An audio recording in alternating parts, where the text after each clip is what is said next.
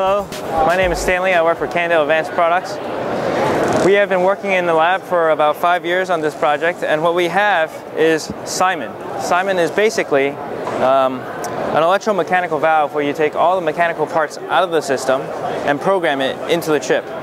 So when we plug it in for the first time, you see a quick welcome screen and it goes into sleep mode. To actually activate the fork, we're going to hold down the power button here and get into what I call the ride mode. Ride mode has 5 basic maps that kind of gets you everything that you typically need on a regular ride. AM stands for all mountain. That's just your regular plain Jane regular fork, nothing too special. Nice and smooth compression and the rebound damping.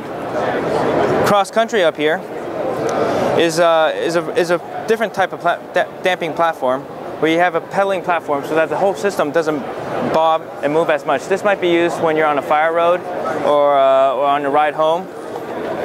So you can see that there's more damping up top. You really have to feel this to know the difference, but there's more damping there. At a flick of a switch, you get right back to all mountain, and then you can go right back again. So when you actually get to the trailhead, it might be that you have to go up the steep climb. And for a lot of bikes these days, when you have so much travel, this one is 130, your weight distribution might not be appropriate for climbing the hill. So your weight might be back, your front end is popping up a little bit. So what we have is something called a travel management mode, where we can change the geometry of the bike. So again, with just a flick of a switch, we can program it to drop the front end down.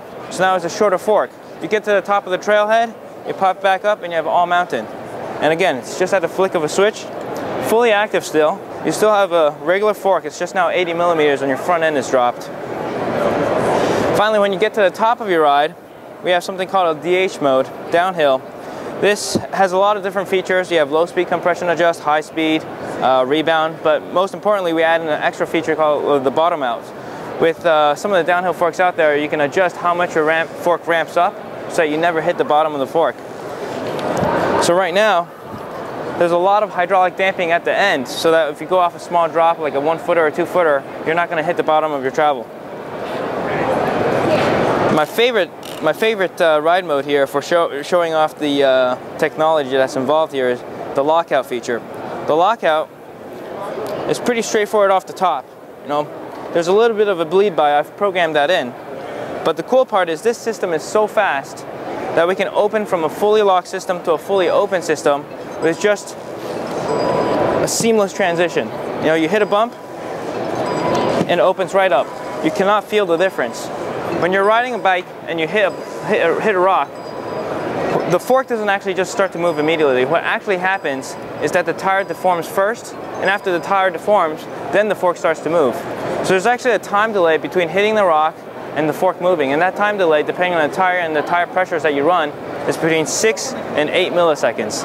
This whole system has a response time from a full close to a full open in 8 milliseconds. Typically, if you're riding with a little bit of a bleed by and you go to a compression mode, you're not going from a full close to a full open, you're going somewhere in between. So the typical response time is something like 3 to 4 milliseconds. Before the fork even starts to move, the fork's already working. So we have 10,000 different maps programmed in here. These are just 5 that showcase the technology. And you say, wow, 10,000 different maps, how am I ever going to figure out how to use this thing? Well, we have something called a rider setup. You know, you don't have to go in and turn your rebound knob, you don't have to go and turn your compression knob. Everything is going to be set up for you. So when you go on your bike for the first time, you can pick your preference. It's a guided walkthrough.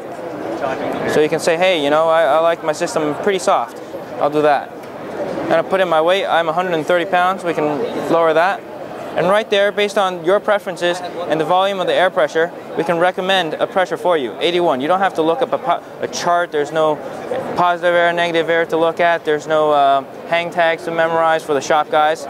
We can go in here and just to demonstrate, if we change our preference here, 5, it's going to give you a different recommended pressure. We change our rider weight, it's going to give you a different recommended pressure. So let's just go with something soft for now. Assume you put in the pressure, 30 seconds of time.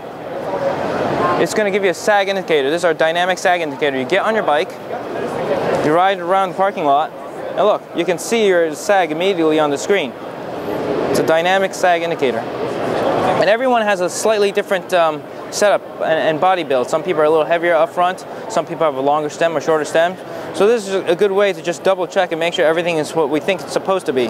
So in this case, based on your settings and the things that you want, we have 26%. We measured actually 35, maybe your stem's longer. And I said, hey, do you want to maybe repressurize that and drop it down a little bit? So we can go back and redo that. You know, let's say, oh, there's my new air pressure. Enter. We've measured 30. Okay, let's say you're happy with that. Hit save, and all of your settings have been picked out. The rebound's been adjusted, the compression's been adjusted, all the map of the 10,000 different maps that are available have already been picked out for you. So the entire setup has taken literally just 30 seconds of your time. And the cool thing is that all the computer can calculate all the settings for you without you having to fiddle with it and getting it wrong. For those of you that are maybe a little bit more technically savvy, we do allow you to go in and fine-tune everything. So you go in here, we have 4 different maps that you can adjust. So travel management is one. Right now it's set up to go from a 130 to a 90. So if I push it down, you can see it comes only back to 90. But maybe your trails are steeper. You really want a 60mm fork. You know, we can make it even shorter. Now this thing goes all the way down to 30. Again, because everything is just a program, I can program to 2, 10, 15, 36, whatever travel you want, we can program that in. And then of course, we can just bring that back up. All right, if you have a fairly mellow climb, maybe you want a 110. Now it's a 110mm fork. Other things that we can adjust is, for example, the lockout. We have different pedaling platforms. Right now at the firmest, we can barely move the system, but some people like their lockout to be, you know, have a little bit of bleed to it. We can program that in. And this is the blow-off threshold. Right now, this thing is so sensitive, it'll open with any tiny amount of impact. If you're riding on a pavement and you hit like a 1-inch pebble, this thing will open up. You know, I can just tap it and it opens. But some people like it really firm. You know, I don't want to open on every single thing that I touch. I can make it a lot higher. So now, it's hard.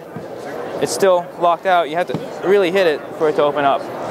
So again, like I said, to kind of sum this up, this is a programmable fork where anything you want is just a matter of me typing it into a computer and changing the whole damping profile.